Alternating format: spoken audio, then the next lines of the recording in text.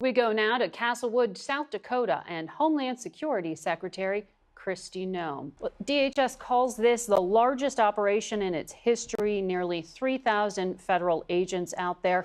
Is this an open-ended deployment, or is there a metric for success that ends it? Well, I think every day we get a murderer off the streets of Minneapolis, the public is safer, and President Trump is keeping his promise to the American people. And we literally have arrested and detained thousands of illegal criminals in Minnesota since President Trump came back into the White House. And I've never met a family that ever said, oh, I wish you would have left that rapist free. I wish you would have left that murderer on the streets. So we're just so thankful that we have a president that's upholding the law and is determined to make sure that the laws are applied equally to everyone. Well, we won't stop until we are sure that all the dangerous people are picked up, brought to justice, and then deported back to their home countries. Or a date? We wouldn't be in this situation. We wouldn't be in this situation if Joe Biden hadn't allowed our open border policies to be in place and allowed up to 20 million people unvetted into this country. We have no idea how many dangerous people are here. When you have millions of people coming in that are terrorists, suspected terrorists, criminals, come from countries in the mass migration that the Biden administration facilitated, I can't tell the people of Minnesota exactly how many dangerous criminals they have. I do know that they're extremely grateful every time we get a pedophile off the street. We arrested an individual this week that was raping children. I think those parents in Minnesota can sleep better at night knowing that that person isn't free. Sure. Every single individual has committed a crime, but 70% of them have committed or have charges against them on violent crimes and crimes that they are charged with or have been convicted of that have come from other countries that are here illegally, first of all, and then they have committed a criminal act while they've been here or in their home countries as well. Yes, it is. It absolutely is. 70% of everyone you guys have keep detained changing your percentage. You pick and choose what numbers you think work, but that is the facts, is that 70% of the people that we have detained have charges against them or have been convicted of charges, and they need to be brought to justice. And we're going to keep doing that no matter how much you guys keep lying and don't tell the public the truth. It absolutely is that these law enforcement officers are out there every day doing the work to protect the American people, and they will keep doing that because they believe in enforcing the law, which is exactly what President Trump has charged them with. Okay, but let's talk about the other numbers. You're wrong again. Absolutely. We'll get you the correct numbers so you can use them in the future. Well, the facts are that this individual weaponized her car and threatened the life of the law enforcement officer and those around him. And that is what the media needs to cover. People understand is the truth when they have the chance to hear the facts around the case.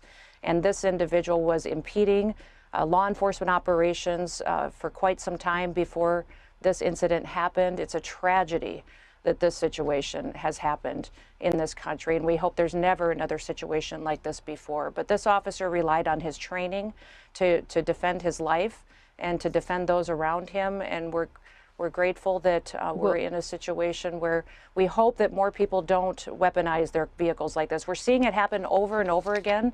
We've seen over 100 different vehicle weaponized and attacking law enforcement officers. I would hope that Mayor Frey, when he's on here, that he'll announce that he's going to start working with us to bring safety to the streets so that these individuals can exercise their First Amendment rights and do so peacefully. We would love that, because then we could work together to make sure we're getting criminals to justice and letting people still express their First Amendment rights. Well, let me talk to you about the officer, Jonathan Ross. He was struck. He was hospitalized. Well, don't say his name. I mean, for heaven's sakes, we shouldn't have people continue to dox law enforcement when they have an 8,000% increase in death threats against them.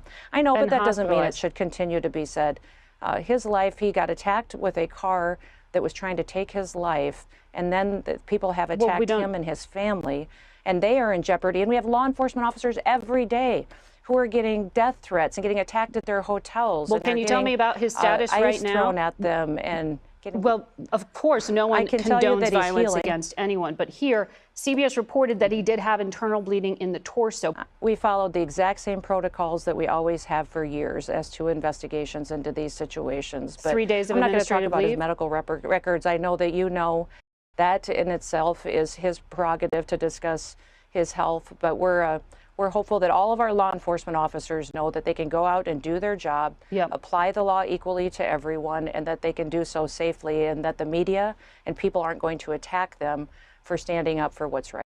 We are following the exact same investigative and review process that we always have under ICE and under the Department of Homeland Security and within the administration. The exact same policy that the Biden administration used. So the exact his same actions review. are being So we haven't reviewed? changed any of that. I would not listen to Governor Walz. He has a very bad track record. All this billions of dollars of fraud was stolen from people under his watch. He allowed it to happen, and he also ignored the law and allowed the city of Minneapolis to burn down in 2020. He certainly isn't have good judgment in these types of situations, and I'm not going to be taking any advice from him on how we implement the law and protect people. The protocol and the advice and the guidance within that handbook and within our policies is being followed exactly like it has been for years. Okay, so there is some review of his actions, is what I understand you saying there. Margaret, there always is. Every law enforcement officer knows that. When they take the oath to step up and to protect the public and put their lives on the line, they absolutely know that everything that they do will be analyzed and investigated. But also what I don't think they realized until just recently is how the liberals and the Democrats and the media would attack them and try to ruin their lives for doing what's right. And we're seeing in Minneapolis an unprecedented fraud history going on by elected leaders and individuals in that state, but also criminal activity, and it's being allowed to happen. When we did these operations in other cities across the country, we didn't see this kind of violence.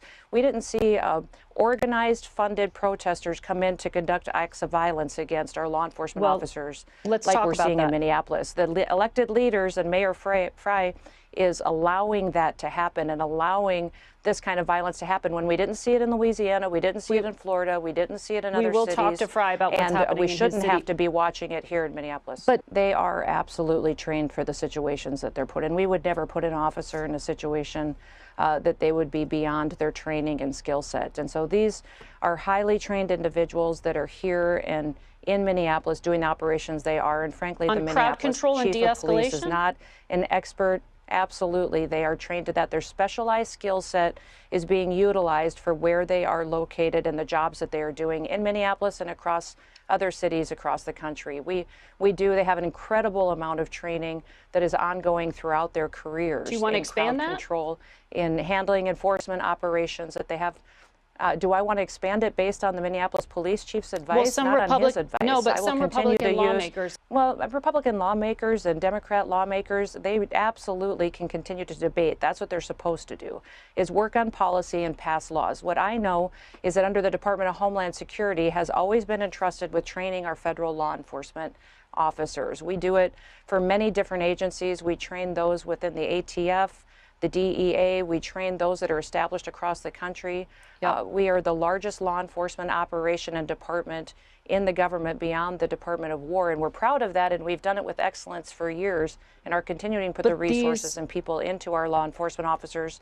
They need to change and to challenge these situations they're facing on the ground. Yeah, but the family was caught up in that situation because of violent protesters that were impeding law enforcement operations, and that family would have never been in that situation if those protesters had been acting peacefully and law enforcement was able to do their job without being threatened.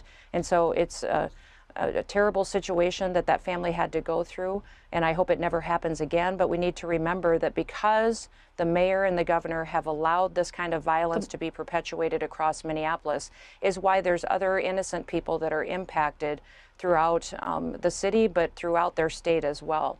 And it doesn't have to be this way. They could establish a peaceful protest zone. They could enforce their laws.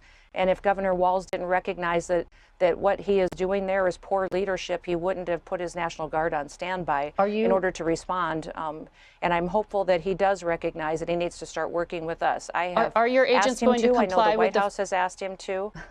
That federal order was a little ridiculous because that federal judge came down and told us we couldn't do what we already aren't doing.